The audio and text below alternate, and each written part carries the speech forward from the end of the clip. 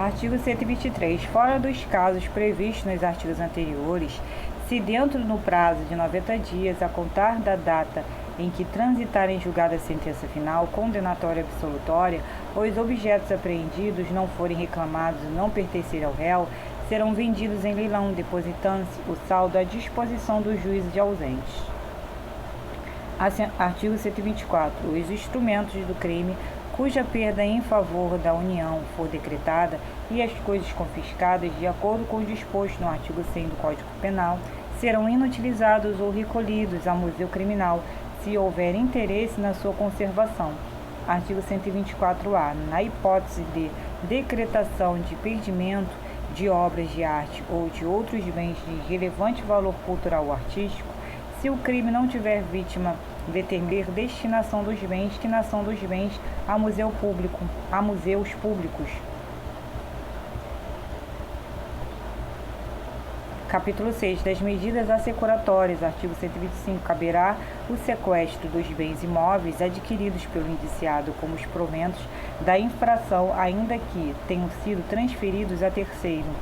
Artigo 126. Para a decretação do sequestro, bastará a existência de indícios veementes da proveniência ilícita dos bens. Artigo 127. O juiz de ofício, a requerimento do Ministério Público ou do ofendido, ou mediante representação da autoridade policial, poderá ordenar o sequestro em qualquer fase do processo ou ainda antes de oferecida a denúncia ou queixa. Artigo 128. Realizado o sequestro, o juiz ordenará a sua inscrição no registro de imóveis.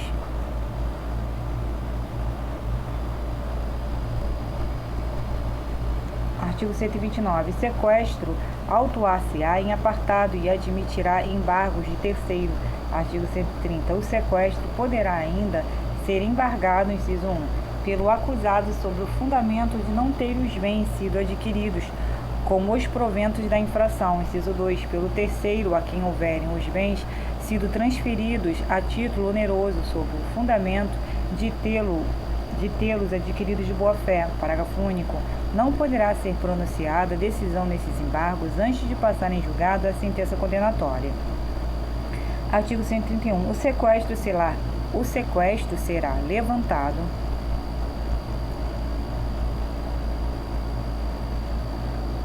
inciso 1. Se a ação penal não for intentada no prazo de 60 dias, contado da data em que ficar concluída a diligência. Inciso 2.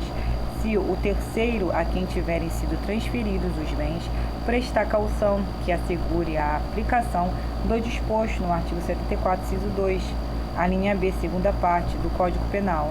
Inciso 3. Se for julgada extinta a punibilidade ou absolvido o réu por sentença transitada em julgado.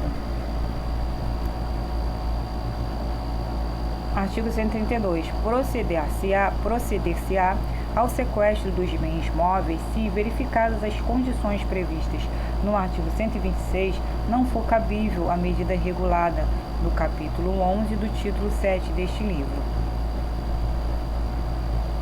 Artigo 133. Transitada em julgada a sentença condenatória, o juiz de ofício a requerimento do interessado ou do Ministério Público determinará a avaliação e a venda dos bens em leilão público cujo perdimento tenha sido decretado. Parágrafo 1º. Do dinheiro apurado será recolhido aos cofres públicos o que não couber ao lesado ou a terceiro de boa-fé. Parágrafo 2º. O valor apurado deverá ser recolhido ao Fundo Penitenciário Nacional, exceto se houver previsão diversa em lei especial. Artigo 133-A. O juiz poderá autorizar, constatado em interesse público, a utilização de bem sequestrado, apreendido ou sujeito a qualquer medida assecuratória pelos órgãos de segurança pública previstos no artigo 144 da Constituição Federal, do sistema prisional, do sistema socioeducativo, da Força Nacional de Segurança Pública e do Instituto Geral de Perícia, para o desempenho de suas atividades. Parágrafo 1º. O órgão de segurança pública participante das ações de investigação ou repressão da infração penal que ensejou a constrição do bem terá prioridade na sua utilização. Parágrafo 2º. Fora das hipóteses anteriores, demonstrado o interesse público, o juiz poderá autorizar o uso do bem pelos demais órgãos públicos. Parágrafo terceiro. Se o bem a que se refere o caput deste artigo for veículo, embarcação ou aeronave, o juiz ordenará à autoridade de trânsito ou ao órgão de registro e controle a expedição de certificado provisório de registro e licenciamento em favor do órgão público beneficiário, o qual estará isento do pagamento de multas, encargos e tributos anteriores à disponibilização do bem para sua utilização, que deverão ser cobrados de seu responsável.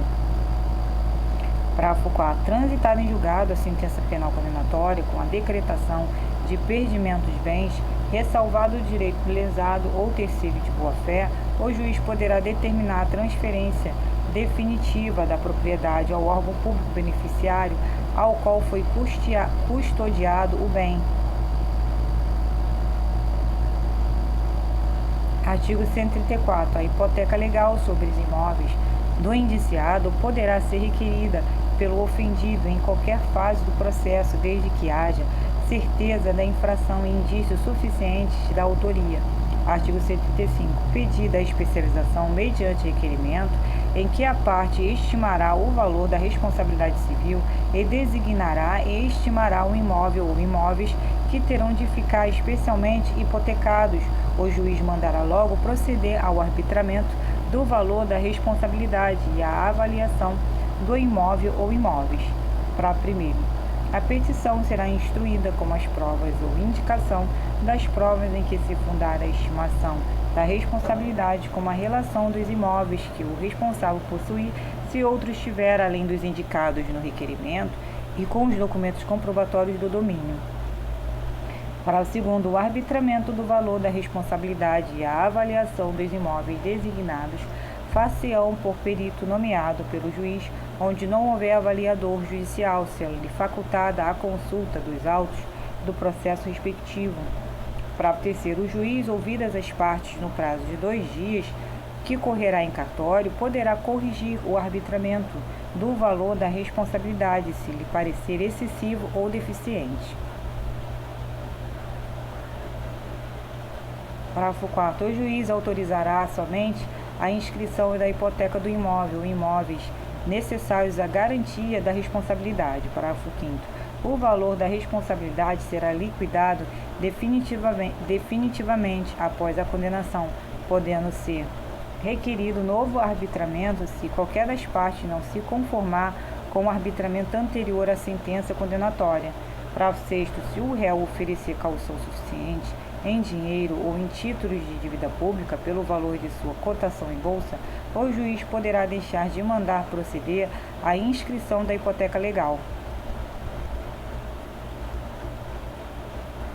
Artigo 136. O aresto por aresto do imóvel poderá ser decretado de início, revogando-se, porém, se no prazo de 15 dias não for promovido o processo de inscrição da hipoteca legal.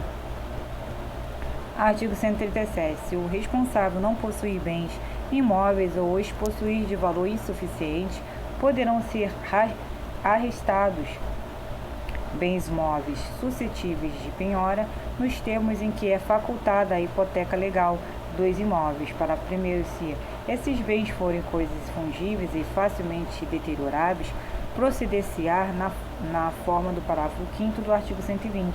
Parágrafo segundo. Das rendas dos bens móveis poderão ser fornecidos recursos arbitrados pelo juiz para a manutenção do indiciado e de sua família.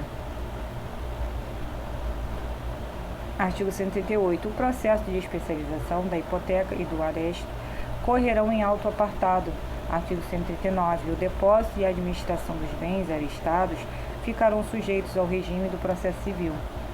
Artigo 140. As garantias do ressarcimento do dano alcançarão também as despesas processuais e as penas pecuniárias, sendo preferência, porém, estas à reparação do dano ao ofendido.